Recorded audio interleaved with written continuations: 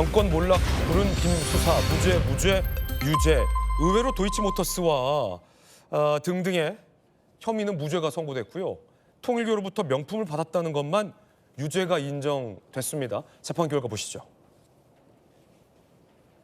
도이치모터스 주가 조작 무죄, 통일교 청탁도 일부 유죄, 명태균 의혹도 무죄가 나왔어요. 자, 그렇다면 사실은 윤석열 정부 때 논란이 됐던 게 도이치모터스 혐의랑 명태균 혐의였는데 그때 검찰 수사를 받거나 검찰이 기소했어도 1심이긴 합니다만 이렇게 무죄가 나올 수 있었던 것을 왜 그리 감쌌나? 라는 논란도, 뒤늦은 논란도 야권 일각에선 제기되고 있는 게 사실입니다. 어쨌든 재판 결과, 1심 결과는 통일교 청탁은 유죄, 일부 유죄, 나머지는 무죄가 선고됐습니다. 지나고 나서 드는 얘기일 수 있겠는데 안용환 의원님, 물론 뭐 원칙론적인 얘기인데 지난 윤석열 이 정부 때 사실은 여당, 그러니까 국민의힘 내부에서도 김 여사에게 제기됐던 도이치모터스 주가 조작 의혹과 명태균 관련된 이 여론조사 혐의에 대해서 적어도 검찰 조사는 받자라는 건의가 청와대에 대통령실에 여러 차례 있었는데 결국 윤 대통령이 이걸 받아들이지 않았잖아요. 그러다 이제 계엄과 탄핵까지 난 건데 1심이긴 합니다만 이렇게 무죄 날 줄 알았으면 원칙대로 처리했더라면 어땠을까? 이게 지금 사실은 국민의힘 내부에서도 나오고 있는 얘기거든요. 어떻게 보십니까? 네, 어제 저도 뭐 지금 야권 관계자와 전화를 통화하다가 이런 이야기를 들었어요. 그렇죠. 물론 2심, 3심이 남아 있습니다. 또 뭐 재판부가 방조죄 관련해서는 뭐 판단을 유보를 했기 때문에 어찌됐지 모르겠습니다만 이번 판단만 비추어 볼 때라고 한다면은 왜 그렇게 김건희 여사, 김건희 씨를 감싸고 돌았을까? 사실 김건희 씨를 감싸고 돈 이 일단의 상황 자체가 정권의 몰락을 가져왔었거든요. 네. 한동훈 전 당대표가 그 당시에 반발했던 것도 특검을 받아들이자고 했던 것도 김건희 관련이었습니다. 예. 그것 때문에 윤석열 대통령이 흥분해서 갑자기 뭐 12.3 계엄을 했다는 그런 주장도 많이 있는 상황이거든요. 그렇다면 굳이 왜 김건희를 감싸기 위해서 상황을 이렇게 끌어왔는지에 대한 만시지탄입니다만 그런 이야기도 나오고 있는 게 사실이고요. 만시지탄이다. 네, 그러나 어찌됐든 뭐 2심, 3심 가야 될 것 같고요. 그런데 지금 이번에 김건희 씨에 대한 여러 판결문 내용을 비춰볼 때 사실 판결문 내용이 가볍지는 않습니다. 네. 저도 15년 구형이 됐는데 1년 8개월, 1년 8월 나온 거 보고 저도 깜짝 놀랐어요. 예. 지난번에 한 전 총리에 대한 구형이 15년이었는데 23년이 나온 걸 보고도 깜짝 놀랐는데 이번에도 그 이상으로 놀랐습니다. 이것밖에 안 돼 이런 생각했었는데 뭐 유죄가 하나 나오고 무죄가 2개 나왔기 때문에 그런 상황은 뭐 이제 판결을 보고 알았습니다만 판결문 내용을 보면은 김건희 씨에 대한 준엄한 내용들이 많이 있습니다. 영부인으로서의 잘못된 처신 그리고 공인의 부인으로서의 실질적인 아주 중요한 공인으로서의 잘못된 처신에 대한 지적이 많이 있는데 김건희 씨는 1년 8개월 나왔다는 것에 대해서 웃을 일이 아니에요. 네. 창피한 일이고 참담한 일입니다. 그렇기 때문에 이 김건희 씨의 이 판결과 관련된 판결문 내용에 대해서는 뭐 모든 공직자들이 또 모든 공직자의 가족들이 한 번쯤 들여다보고 반성해야 될 부분이 아닌가 싶습니다. 예, 말씀하신 것처럼 이 그라프 목걸이와 샤넬백 등을 받은 게 유죄로 인정이 됐습니다. 일부 유죄가 인정된 거예요. 자, 재판부가 김 여사를 꾸짖었습니다. 피고인은 자신의 지위를 영리 추구 수단으로 오용했다. 고가의 사치품을 뿌리치지 못하고 자신의 치장에 급급했다. 영부인으로 솔선수범을 보이지 못할 망정 반면교사 되면 안 된다라고 꾸짖었습니다. 그러면서 삼국 사기에 나오는 대목을 인용했습니다. 검이불루 화이불치, 검이불루 화이불치.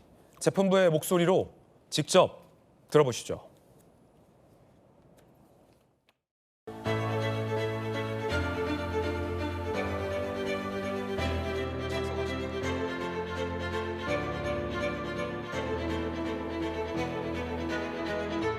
피고인은 자신의 지위를 영리추구의 수단으로 오용하였습니다. 피고인은 이러한 청탁과 결부되어 공여된 고가의 사치품을 뿌리치지 못하고 수수한 다음 이를 가지고 자신을 치장하는 데 급급하였습니다. 거미불로 화이불치라는 말처럼 굳이 값비싼 재물을 두르지 않더라도 검소하게 품위를 유지할 수 있습니다.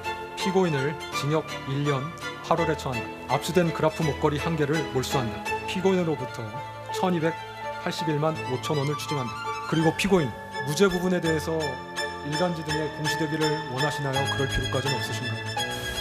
없습니다. 삼국사기에 나온 말입니다. 거미 불루 화이 불치. 무슨 뜻일지 함께 보시죠. 검소하나 누추하지 않고 화려하나 사치스럽지 않다. 값비싼 재물을 두르지 않고도 품위를 유지할 수 있다. 라는 질타를 재판부가 했습니다. 인생에 굉장히 중요한 교훈 아닐까요? 값비싼 재물을 두르지 않고도 품위 있는 사람이 진짜다. 이 말 뜻이 함축하는 바가 굉장히 많은 것 같습니다. 김만선 변호사님. 근데 이제 그 사자성어라고 볼 수 있는데 그 두 번째 화려하지만 사치스럽지 않다. 그런데 김건희 씨 같은 경우는 화려하면서도 사치스럽다. 이렇게 저희가 볼 때는 해석할 수 있을 것 같습니다. 그래서 일단 이 특검에서 이제 15년 구형했는데 1년 8개월 나왔으니까 이거 너무 적게 나온 게 아니냐, 네. 너무 낮게 나온 게 아니냐 이런 시각이 있을 수 있어요. 그런데 이제 정치인 측면과 법적인 측면 두 가지로 나눠서 얘기한다면 일단 정치의 측면에서 아까 우리 안영환 의원께서 말씀하셨지만 사실은 지금 3대 특검에서 김건희 특검이 시작된 이유가 뭐죠? 그건 도이치모터 주가 조작하고 명태균 황금품과 관련된 부분이었어요. 네. 근데 그 부분이 무죄가 나왔잖아요. 그리고 어떻게 보면 이 두 가지 때문에 윤석열 전 대통령이 비상계엄을 한 게 아니냐. 제가 볼 때는 영향을 미쳤다고 보거든요. 왜냐하면 특검법이 통과할 그러한 시기에 비상계엄을 했기 때문에. 예. 그런데 그 두 가지의 어떤 죄명에 대해서는 무죄가 나왔다? 이게 굉장히 역사적으로 보면 아이러니컬한 거예요. 그러네요. 죄가 안 될 걸 특검을 하고 죄가 안 되는 걸 이유로 인해서 계엄을 해가지고 나라를 망치는 이제 그런 일이 벌어진 거죠. 그리고 이제 특검이 지금 15년 구형했는데 범죄 혐의가 다 인정된다 하더라도 이 15년 구형은 많습니다. 도이치모터 주가 조작 사건이 어떻게 보면 법정이 제일 무겁거든요. 5억 이상이 되면 5년 이상이기 때문에. 그런데 이전에 다른 김건희 씨와 비슷한 사람 중에서 전주 중에서 유죄 판결 받은 사람도 집행유예 나왔어요. 예. 그러니까 지금 15년은 너무나 과다하다. 이제 대개 특검에서 구형을 과다하게 하는 경우는 무죄 가능성이 있는 경우에 의지를 보이기 위해서 검찰이 과다하게 하는 경우도 있습니다. 그런데 사실은 지금 세 가지 범죄 혐의 중에서 두 가지는 완전 무죄가 됐고 네. 또 한 가지 범죄 혐의 중에서 받은 게 3개인데 그중에 또 하나가 무죄가 됐잖아요. 그렇기 때문에 지금 1년 8개월이 너무 낮다 이런 시각이 있을 수 있지만 제가 볼 때는 한 2년 정도 선고했으면 적정한 형이다 저는 이렇게 봐요. 예. 좀 낮다고는 볼 수가 있긴 하겠죠. 그런데 아까 제가 말씀드린 것처럼 김건희 씨가 전체 일부 무죄 받고 유죄 받고 그게 사실은 중요하다고 볼 수도 있겠지만 이제 본인의 행동 영부인에서 해왔던 그거에 대해서 재판부가 따끔하게 지적하는 거죠. 그러면서 아까 말씀드린 것처럼 왜 이렇게 영부인에서 화려하는데 사치까지 하는 데 있어서 영부인의 직위를 이렇게 남용을 하면서까지 이렇게 했느냐. 이제 그러면서 질책을 한 거예요. 그런데 대부분 정치권도 마찬가지로 국민들 입장에서 보면 1년 8개월만 신경을 쓰는 거죠. 왜 1년 8개월이냐.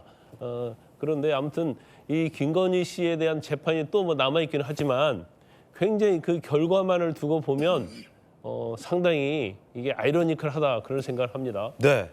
사치를 뿌리치지 못했다. 사치품을 뿌리치지 못하고 치장에 급급했다라며 거미불로 화이불치까지 언급을 한 겁니다. 그런가 하면 라틴어까지 인용도 했습니다. 어떤 라틴어가 인용됐을까요?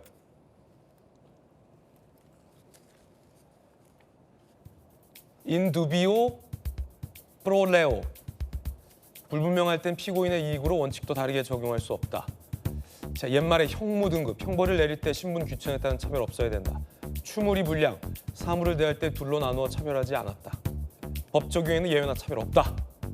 라며 재판부가 사자성어와 고사와 인두비오 프로레오라는 라틴어까지 인용했습니다.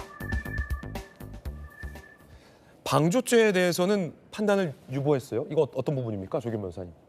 그러니까 도이치모터스 주가 조작과 관련해서는 김건희 씨가 그 시세 조종을 한다는 인식은 있었다고 봤어요. 네네. 인식이 있으면 범죄가 성립하는 거예요. 근데 이제 특검이 기소한 거는 공모 공동정범. 공동정범. 그러니까 정범, 주범들하고 똑같은 정도의 책임이 있다고 본 거죠. 근데 이제 재판부가 판단하면서 그 부분이 성립되지 않는다고 보면서 근데 시세 조종에 대한 인식은 있었으니까 방조범 정도의 책임은 물을 수 있지만 그거는 공소 제기를 하지 않았기 때문에 판단하지 않는다는 거였습니다. 근데 저는 어제 아직 이제 판결문을 보지는 못했습니다만 판결 이후에 재판부 설명 자료가 나와 있습니다. 네. 상세하게 설명이 돼 있고요. 어제 선고한 내용 거의 그대로인데요.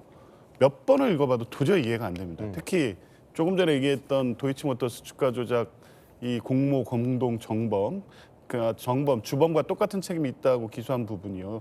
통상 지금까지 인정된 판례에 의하면 이 재판부가 무죄 이유로 판시한 부분, 그러니까 주범들과의 공동 실행의 의사, 주가 조작을 한다는 실행의 의사라든가 실행 행위에 대해서 직접적인 어떤 물증이 없다는 거거든요. 그런데 공모 공동 정범으로 인정할 때는 직접적, 그러니까 그런 의사 연락이나 어떤 했다는 증거가 아니더라도 묵시적으로도 그런 사실이 인정되면 성립이 됩니다. 지금까지 네. 판례가. 그러니까 공모 공동 정범이라는 게 이 주범과 똑같이 뭐 테이블에 모여서 회의를 해서 뭐 한다는 정도의 어떤 입증을 요구하는 게 아니거든요.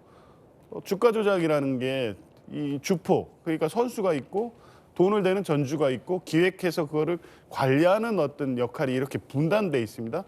김건희 씨와 최은순 씨 같은 경우에는 여기에 계좌가 제공이 됐고 돈을 댔습니다. 그리고 실제 2차 주가 조작 기간 동안에 100여 회의 이 주가 조작 행위 중에 절반 가까이가 김건희 씨 중심의 계좌가 움직였습니다. 이건 그냥 이게 시세 조종일 수도 있다라고 인식한 정도가 아니라 그 부분에 있어서 김건희 씨의 계좌가 아니었으면 이 범죄 자체가 성립되지 않을 정도의 관여라고 통상 다 인정이 됩니다. 네. 이런 정도면 공모 공동 정범이 당연히 성립되는 게 지금까지 판례인데 굳이 무죄를 주기 위해서 직접 증거가 없다는 내용을 계속 강조하는데 그것도 기존 판례와 배치되고 있고요.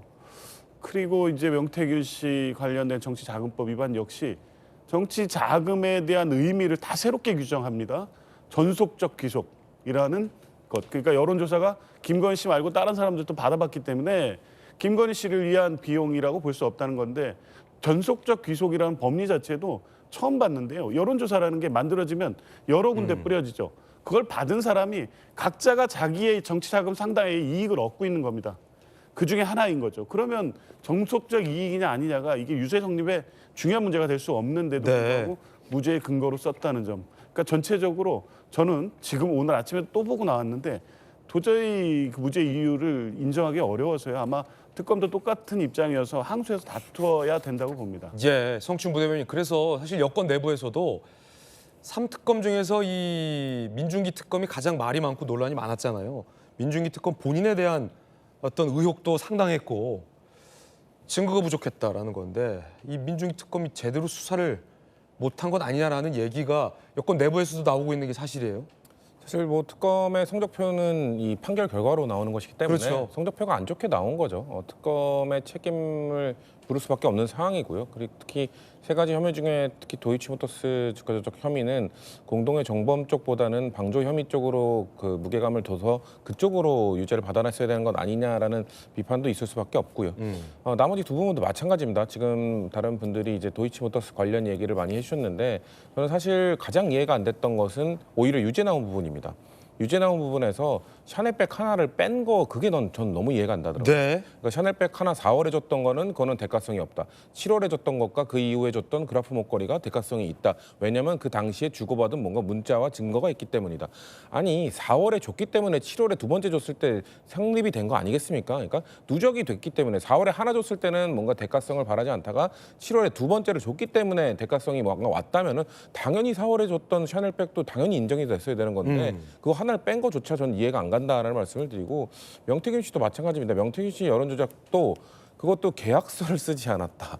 아니 그 부정한 행위를 하는 사람들이 계약서를 쓰고 합니까?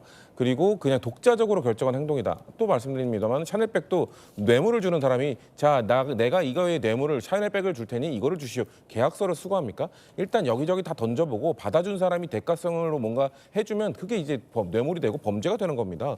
당연히 그 명태균 씨가 불법 여론조작을 해서 여기저기 다 뿌렸다. 그 두 부부에게만 뿌린 게 아니다. 그러니까 무죄다. 이게 어떻게 이 논리가 성립이 되죠? 그리고 그 얘기를 하더라고요. 그러니까 국민의힘이 공심위를 거쳐서 투표를 통해 김영선 전 의원에게 공천을 줬기 때문에 이거는 문제가 볼 수 없다. 아니 원래 김영선을 주지 않기로 하다가 왜 갑자기 투표가 이루어지고 왜 갑자기 김영선이 투표로 승리할 수 있었는지에 대한 그 인과관계가 우리 국민 모두가 들었던 통화에 나와 있잖아요. 김영선이 주라고 했는데 난리네. 근데 내가 통화해볼게 윤상현이한테. 그 다음날 김건희 씨가 지금 당선인이 통화하고 있어요. 잘 될 거예요. 그렇게 했기 때문에 공심위에서 원래 안 되려던 김영선 전 의원을 공천으로 만들어줬잖아요. 그럼 대가성이 성립된 거잖아요. 아니 법조인이 아닌 제가 봤을 때 이렇게 비상식적이고 납득이 안 되는데 국민들께서 아니 그 통화를 녹취를 저만 들었습니까? 우리만 들었습니까? 국민 모두가 들었습니다. 그랬는데도 그게 대가성이 없다는 판단을 내린 거에 대해서 저희 민주당에서는 납득하기 어렵다. 결국 특검이 막 말씀하신 것처럼 사실 민중기 특검에 대한 지금 뭐 개인적 의혹도 있고 과연 지금의 특검이 공소유지와 이런 걸 할 수 있을 것이냐라는 의구심이 있는 상황이기 때문에 뭐 특검을 바꾸건 뭘 하건 어쨌거나 항소심에서 국민적 눈높이에 맞는 판단을 받아내기 위해서는 특검이 각성하건 아니 특검을 바꾸건 뭐 그런 정도의 조치가 필요하다고 생각합니다. 네, 아직 1심이니만큼 2심 항소에 가서 형량과 또 유무죄 여부도 좀 더 지켜보면 될 것 같습니다. 형량을 다 떠나서 재판부가 한 말 중에 치장하게 급급하지 않아도 화려하지 않아도 초라하지 않고 품위를 지킬 수 있다라는 그 옛 고사가 무엇보다 많은 국민들 마음에 남을 것 같습니다.